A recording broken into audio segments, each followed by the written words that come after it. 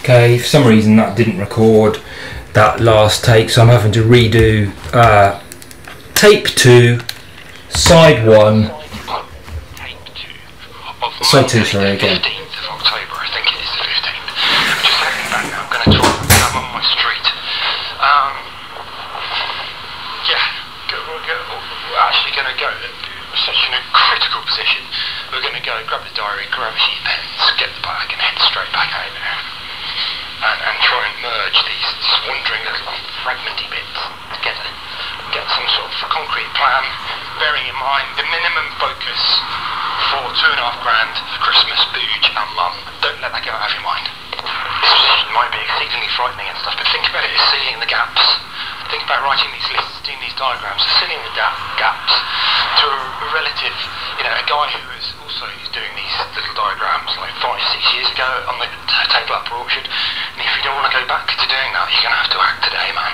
And this fucking hell has got to relate to the fact that your existence is fucking frail at the moment. It is so fucking frail. And you're talking about, a launch pad for opportunity. And you can maybe visualise this as a video game where you've got this little shining star you're trying to bounce up to. But the actual platform you're standing on is so fucking frail. And it's moving. So just imagine a little video game, a little Mario type, lemming type guy, like attempting to jump up every day. Every day he jumps up, he leaps up, misses his mark, comes back down, gets fucked over and can't sleep. And he has to do it again the following day. It's quite a shocking predicament to be in. But there's nothing else at the moment going on. Okay, so welcome back. We're now side 4, tape 2, side 2 of the Russell Hurley diary. It's got the date completely wrong, which may be explained by the previous fail to take the time on board. So actually the 17th, so I said the 15th. So yeah, I just stopped there to get the cat's attention, but I failed. Yeah, so maybe this is the new way. I had thought about this before, about keeping an audio diary and sort of like, hopefully, recording my success and stuff. I remember taking a video diary, but it just turned out to be rubbish. And video stuff is very, a bit crazy in my mind, whereas audio stuff, you're actually talking to, a bit like a writer, talking to the device, using your voice. Whereas as soon as a camera, as soon as you have that added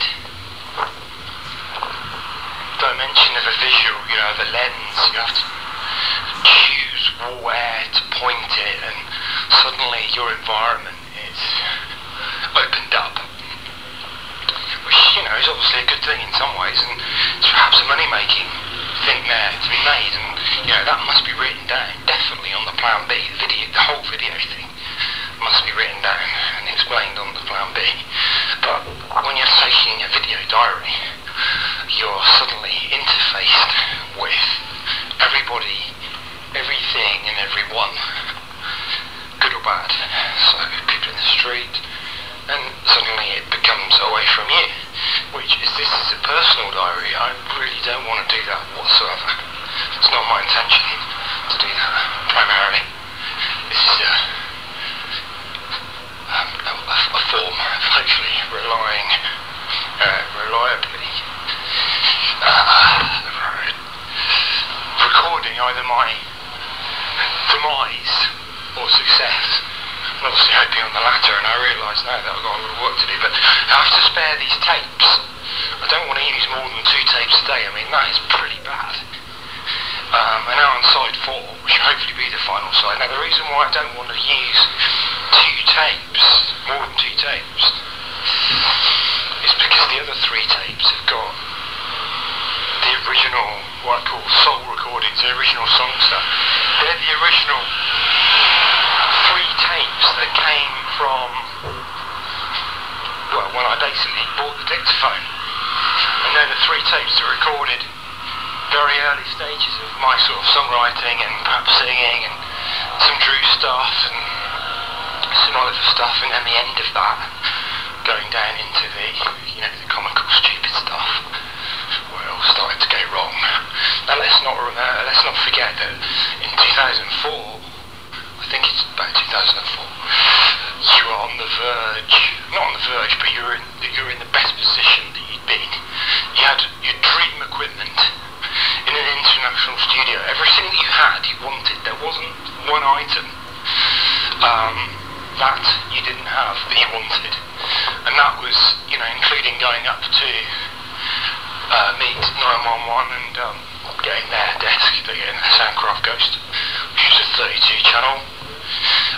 Included a load of composer compressors, concluded an Akai S3000 sampler, which you'd used on various records that were released professionally, U220 string module, TX811Z Yamaha bass module.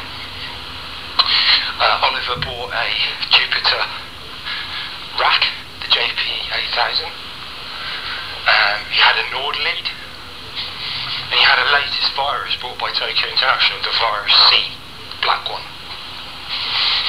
and all the leads, and an amplifier, and a soundproof studio, and monitor speakers, two types, your big Memorex ones, and a pair of, I think it was NS10s, and a pair of Tannoys, and a pair of speakers that you had built and commissioned and paid for to have built yourself, which you recently put outside and had taken.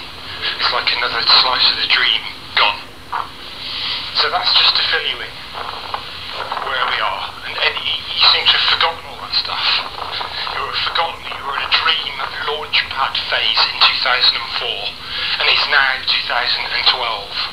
And that explains why you are totally fucked up. And you need to take urgent steps to remedy this. Now, when I was inside, because I'm so desperate to get myself out of here, I took up 2 tablets. So that takes it up to, what is it, 9 now?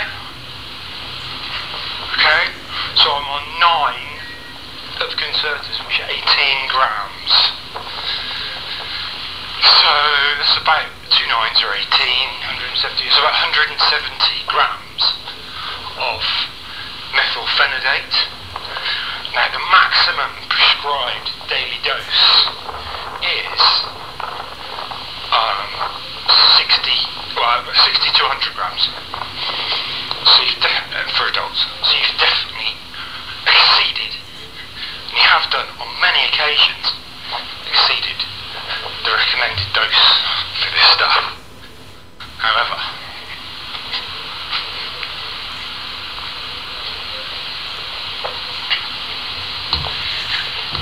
the aim is to not take this stuff on a daily basis, to actually come off it. And that brings me on to one of the key words, which is retirement.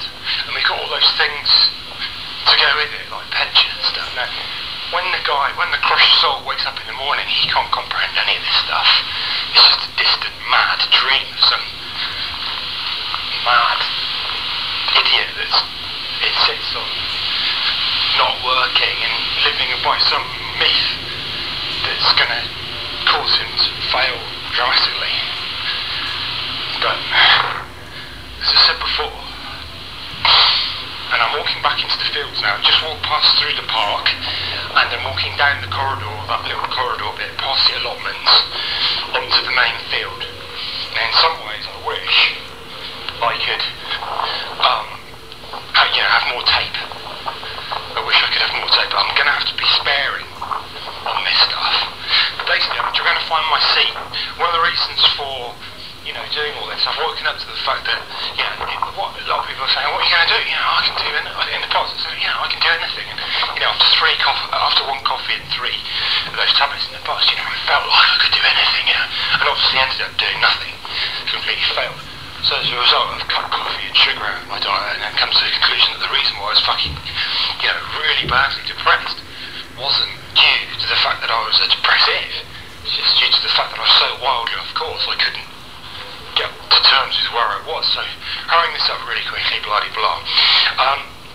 I realise that in all this, as we've spoken about this morning, not only is there a little pinprick of opportunity, but the ability to carry this out is nightmarish, because I hate to be at my apartment doing this stuff. I absolutely hate it. I find it claustrophobic. I just go fucking mad in there, I do. And maybe that's one of the reasons why I was drinking in the past. So I'm walking to the park now, and there's one single little area, this seat, that I've picked out where I just find I can relax, and it's in this space. And I'm not being over optimistic like, oh yeah, the whole world is mine. I'm just saying that in amongst all this, it's not only one little opportunity, but one little location. And I'm going there now with this. I've got my backpack, I've got various books and stuff, and I'm going to draw. And I know a lot of this stuff will get lost, because in the past I've done all this stuff and I've ripped it up in a fit of rage and, thrown it away. So this audio thing is very much again to hopefully dictate to self and log some sort of progress. We have to have daily progress. Anyway, listen, moving on. The seat is in view, nobody's sitting on it. It's a reasonably cloudy day now after the Indian summer has come and gone and come again and gone again. It's Monday the 17th of October, and I'm going to sit down and do the things that I described on this, and try and plan it out, map it out a bit, and then move on pretty swiftly.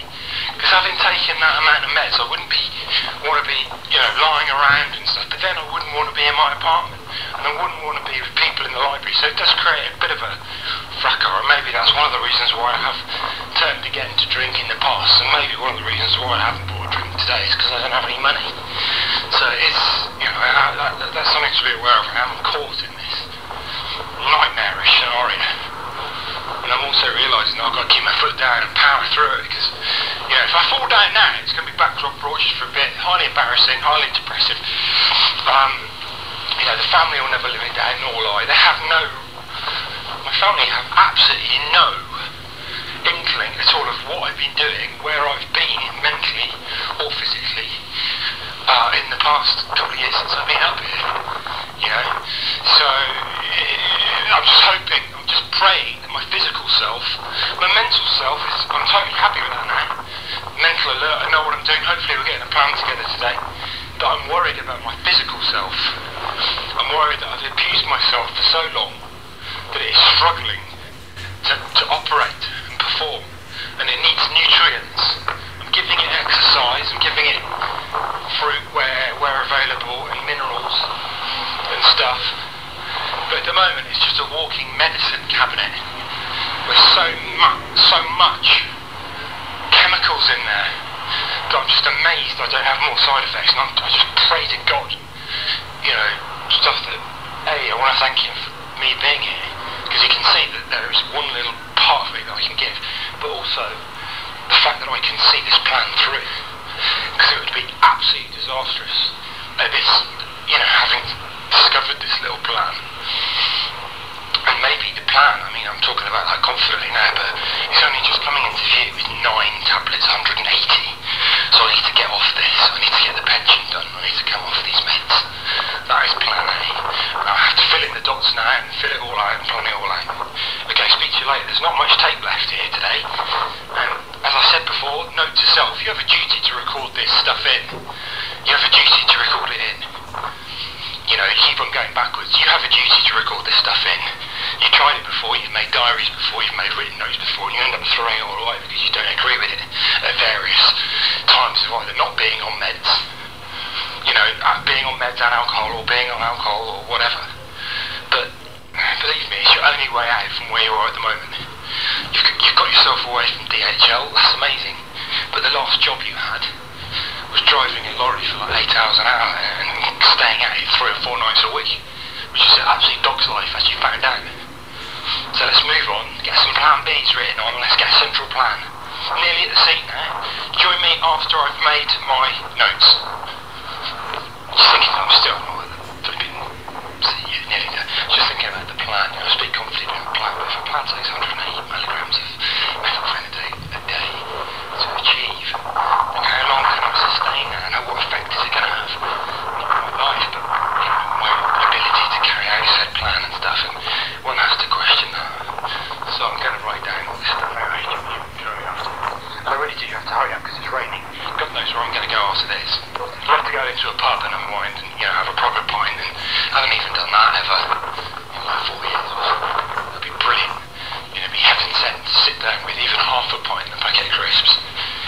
You know, amazing. Such is life. Note photograph 1. Photograph 1 is of the dictaphone and my bag, me sitting down now. Just sat down. The first photograph to accompany this is photograph 1. Dictaphone on seat in grey weather. In Lowhall Fields on the 17th of October 2011. Now, Mr. Early, if you're really clever about this, you can make professional notes, or at least be, you know, aware that this stuff could be used later on. I haven't thought about that before. This is just stuff, very, very, very personal stuff to self. But, you know, as I've got like photographs accompanying it, and I build up a little portfolio, and maybe I could just put it on the internet as like MP3s and stuff. Who knows? But there has to be music there. Maybe I can use the web, you know, the website. Who knows? But to do a load of cheap, crappy little videos is just so far out of the way now. So maybe it's time for Blogger or something, a little bit written, and, you know, a little comment, and then have a, you know, private Blogger, and then update that on a daily basis. You know, it's all about routine, more routine than you've got, and building on the past, and getting off this mega, you know, medication. Because if you carry on with this, you're going to lose touch with who you are, and anything that you try and do, you're going to fail with, because the amount of meds is so high that you need. So let's move on swiftly. I think it's going to rain. I'm going to take now photograph 2, which is me dictating, or at least in dictator form, to the camera on Lowhall Fields. As you can see,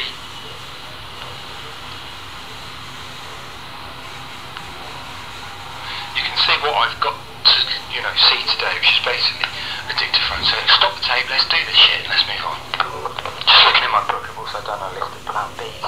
Funnily enough, after that I've also done an audio thing, and the audio thing sort of ties around with plan A, the songs, Big Dose singing, Jerome, etc.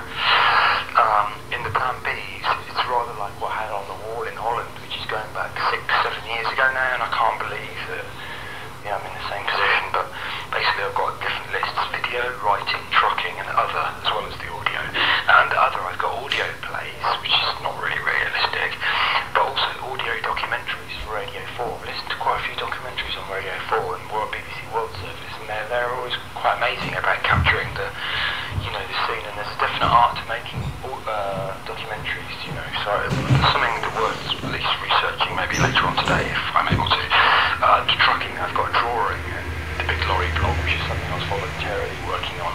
I don't necessarily see it as something that's bringing in money, but it's maybe something that's good for the soul, and, you know, faced with the chaos at the moment, reaching ahead of everything possible. Under writing, I've got novels, blogs, humour, comedy, scripts and plays. The scripts and plays are not really possible. I can write when I get my head down to it. The idea was to write a novel about myself, but also I know something else I need to add to all of this stuff, and it's when I'm on meth, I have an amazing ability to like video venture into my past and cavern, and going back into cavern, the cavern is just so amazingly vivid. It's incredible. So I need to think about that. I'm actually going to add that as a cavern stroke and all this stuff. Now I could expand all these lists. I'm not sure how practical it is, but anyway, there you go. One also has to question when I stop talking whether my brain stops working. I know it sounds really funny, but when I'm on a flow like this, I can go on and on and on and on and on, and as soon as I stop the tape, I'm like wondering what the hell to do next. And I could actually talk through my whole day about what I'm going to do next, you know. And I could actually film it, you know, if I wanted to be, and, you know, do all this stuff. So it's very, very interesting, because as soon as I stop this tape, I know it sounds a bit funny, but as soon as I stop this tape, it almost gets down to a null and void sense of desperation and depression where nothing's happening, or at least at the moment things aren't happening. You know what I mean? I'm out here enjoying it. So they do. Cubase, the packager used to say, don't stop the music. I might start saying, don't stop the tape. But listen, when one has taken 180 grams of methylphenidate, one has to be careful that one is not talking complete bollocks. So I have to settle down a bit now and get myself together for the evening. And let's not forget that even my mum and dad have been around. You know, they come in, they have their day, right? And then they sort of, you know, have a meal, and then they go out for the evening. There's like a separate evening, and I've never really managed to do that. Mine's just been a mess. From 9 to 5 and beyond, a mess. And then if I work the night, because there's some sense of, you know, thing, and then when the morning comes, it's a fucking nightmare. So I'm just faced with a complete and utter nightmare all round at the moment. I really am. And I'm on the seat, and I don't really see this saving grace that I hope for.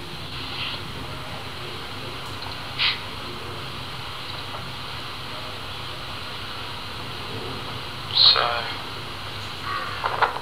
if I had a video camera, I could sort of jump on a train and go down and film.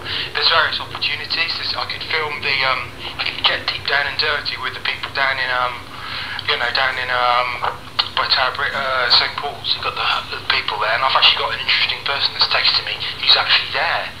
So I could do that stuff, which sort of ties in with the radio thing. I wouldn't really want to write about that stuff, but maybe the video stuff. Maybe I need to merge those two. There's so much opportunity for somebody at the age of 41. So much opportunity that he misses every day. It's amazing, and as soon as I stop this tape, I'm going to miss even more. Okay, I'm struggling now I'm just saying what a fucking nightmare over and over again. I'm struggling to write notes. My writing is shit. I can't really, you know, I'm totally incapable. Why I make loads of notes, I don't know. I think it's due to the coffee in the past. When I take caffeine, my brain seems to get buzzed up. It's nothing to do with methyl. Although that might sound a bit alarming, but as soon as I take tea and coffee, I'm like, you know, this sort of hyperactive person that maybe I sound like I'm at the moment, but I wish I could just eliminate the whole writing and the whole making notes thing. It's just so bollocks. It's just so bollocks. But then having to open up a laptop is also bollocks. Having to type is complete bollocks, I think. So making audio notes is by far the better way, or maybe even making camera notes. But, you know, it's just a horrific existence that comes to me as soon as I stop this tape and look at the diary. And yeah, when I actually think about it, there's so much opportunity, although now, I think about it, that opportunity is fading maybe because I've stopped. Yeah, that's right, I stopped thinking. Maybe I stopped moving, but basically what we're after was a central plan. And I know that when I'm lying on my bed, and you know, sometimes this comes into angels, when I'm lying on my bed at night, I wish that I didn't do certain things. I sort of reflect on the day and wish that I did or didn't do certain things. And at least I'm down on the fields now. I made the fields. You know, I made the fields. I didn't earlier. I walked to the river and I thought that was far better. But when I'm in my bed tonight, whatever time I go to bed, I'll appreciate the fact that I made the fields, and I appreciate this bit. Because my mind looks at this bit of my soul that looks upon this seat where I'm sitting now as some sort of rescue remedy, and it has been through the last year. Okay, so I still didn't record the plan down. I'm nearly twice through 2 hours of tape today. I've walked about 6 miles, you know. I haven't eaten, well, I've eaten some toast, that's all I have left until. Got a sign on tomorrow morning, very important. I get my money on Thursday night. It's very important I manage it, so I don't have this 3 or 4 days. But I realised last 2 weeks ago, I did achieve a bit. It's maybe the pressure of not having stuff, maybe the ability not to have luxuries in life, maybe the ability to realise where one is, not have a beer and take the easy option. Maybe when the cut and thrust occurs, then my one does move on a bit, and that's certainly what I'm trying to do. If I'd have taken a beer earlier, I certainly wouldn't be in this position. But then I have no guarantee that this position is actually better than having a position where the beer is. Because when I did the big dose stuff, I was actually drinking quite a lot of cider, the K, strong stuff. And I really wasn't taking any meds at all. And it's only when I take the meds I realise there's a bigger picture out there, you know, like a bigger picture. And yet I fail to grasp it every day. Now, to cut to the chase here on this last 5 minutes of tape, I'm trying to get a plan together, the big plan, okay? The ultimate form of being, and it sounds ridiculous, but the best shot, the best position I could be, the living the dream thing would definitely start. Not only sort of, there's no point me writing this shit down because I don't read it, and if I do, it doesn't make sense. Several layers. Number one is the ability to sing. I do believe strongly. I was diagnosed or being able to sing properly a couple of years ago, or 10 years ago. I was in the choir, and then I took lessons again, and the guy said it was really good. So I've got a gift there. The other thing is obviously I've been struggling to write songs on and off, and part of me realises that occasionally I can, pick up an inner voice and knock together some sort of song, and I've worked hard on songwriting. The third thing is I can play keyboards. I can put some things together, and so there's some sort of musical thing there. And the ultimate plan for me, definitely, would be to start with one of the new songs I've written, which is called Sweet Rain, which I've given to Jerome, a guy who's sort of working on it on and off. And if I could re-record that in my ultimate being, that would be step one of the sort of golden plan. And today I actually set up the microphone. I put the mic out in the kitchen because I could visualise there's nowhere else in the house I can do it, and no other time I can do it than at night. And I don't know if I'm going to piss off the neighbours, but if I could sing Sweet Rain, which is actually fully written, which I'm happy with. I've got a demo vocal which I actually paid quite a lot of money to go to the studio, but if I could record a decent vocal of that, and it would show that I've got a decent sort of blues voice, then that would be peg one of my plan. And the plan would be to record all the songs I've written and then do an album, which sounds really fucking far-fetched, but that was the deep down soul thing that I was on. And when I left the Common Gay Hotel, which was stupid to lock myself away for a month, there was nothing else, and I went through a bit of an epi, which to know about, which probably adds to the intrigue. But when I did that, I was basically trying to match my voice, I was trying to match up my music making side with my singing side, and I was using other people's songs and stuff, and it took me a while to realise it wasn't the case. I had to write my own song, which is something I've been studying for a while. You might have heard my reference. The reason why I'm speaking to you lately is not because I'm on meds, because I'm aware that this is the last bit of tape.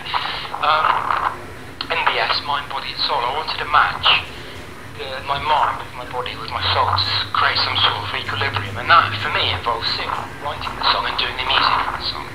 And now I believe it's going to be, that's basically the whole plan. It's plan MBS.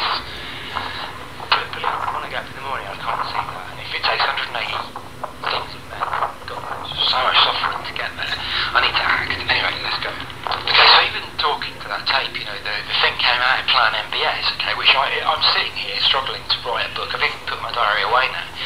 Because when I think about doing stuff, it just doesn't come.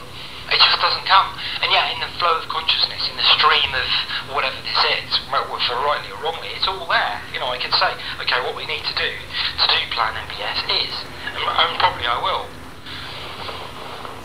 But if I just sit there and try and think about it, it just doesn't come. It doesn't come at all. And yet I've got the gift of the gab, and it's all there. It's all there when I start talking. So I'm going to need to get some more tape so I can see that. But the main thing is we need to move on from where I started these tapes this morning. We need to go onwards and upwards. And, move on. Because there's no point resetting again. No point. There's no point making any notes, man. You don't read them. You throw them away. And you can't read them anyway because you're writing shit. So let's lift it to a new level. I'm going to continue walking around this park, even though I should actually go home because the amount of meds I'm on, I can't really guarantee my thing. But I'm going to carry on walking around this park and take a bit of thought in and maybe visualise a bit more of Kevin, because that wouldn't be so strong, I believe. Everything happens for a reason. That wouldn't be so strong, I believe, if he didn't have a purpose. So I'm just going to take that in. I'm not going to base myself into reality.